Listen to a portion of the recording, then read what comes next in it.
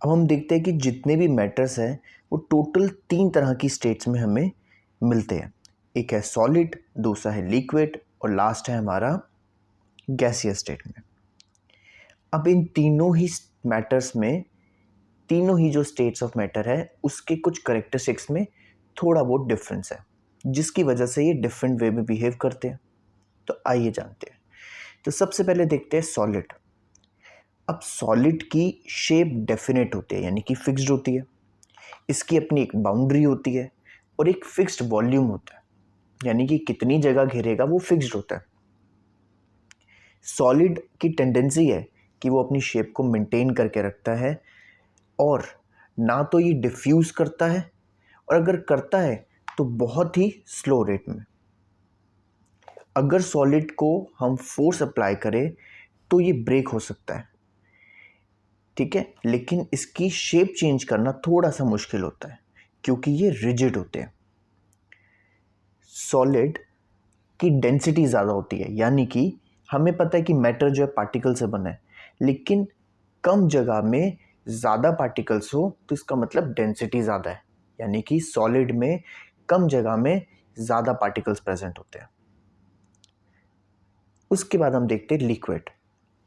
Liquid की definite shape नहीं है, आप उसको जिस कंटेनर में डालोगे वो उस कंटेनर की शेप ले लेता है। लिक्विड फ्लो करता है, शेप चेंज करता है, इसलिए हम इसको फ्लूइड कहते हैं। सॉलिड, लिक्विड और गैसेस, ये तीनों ही लिक्विड में डिसॉल्व कर सकते हैं, यानी डिफ्यूज कर सकते हैं। Gases specially oxygen, carbon dioxide, जो कि सर्वाइवल के लिए बहुत ज़्यादा ज़रूरी है एनिमल्स और प्लांट्स के लिए, वो वाटर में डिसॉल्व होती है। फिर अगर हम देखें लिक्विड्स को कि ये इनकम्प्रेसिबल, आप इसको कंप्रेस नहीं कर सकते।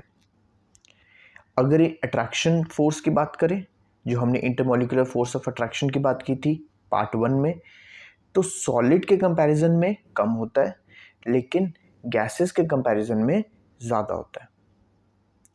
अगेन डिफ्यूजन की बात करें तो सॉलिड से तो ज़्यादा होता है, लेकिन अगेन गैस से कम होता है। सेम वे अगर हम डेंसिटी की भी बात करें तो डेंसिटी लिक्विड की सॉलिड से कम होती है, लेकिन गैसियस से ज़्यादा होती है। लेकिन इसमें भी कुछ एक्सेप्शन है, जैसे सॉलिड आइस जो है वो वाटर से कम डेंसर होती है, इसलिए वो वाटर पे फ्लोट करती है, उसका भी एक रीज़न है। बाकी water, milk, juice, oil, kerosene, petrol, alcohol, ये सारे एग्जाम्पल हैं हमारे लिक्विड स्टेट के। अब लास्ट में हम आते हैं गैसियस स्टेट पर। गैसेस जो है वो मैटर्स हैं जिनमें कंप्रेसिबिलिटी बहुत ज़्यादा है, इसको हम कंप्रेस कर सकते हैं। ना तो इनकी एक डेफिनेट यानी कि फिक्स शेप है और ना ही इनकी डेफिनेट वॉल्यूम है। गैसेस की टेंडेंसी होती है कि ये फ्लो करते हैं लिक्विड की तरह, तो इसको भी हम फ्लूइड्स की कैटेगरी में रखते हैं।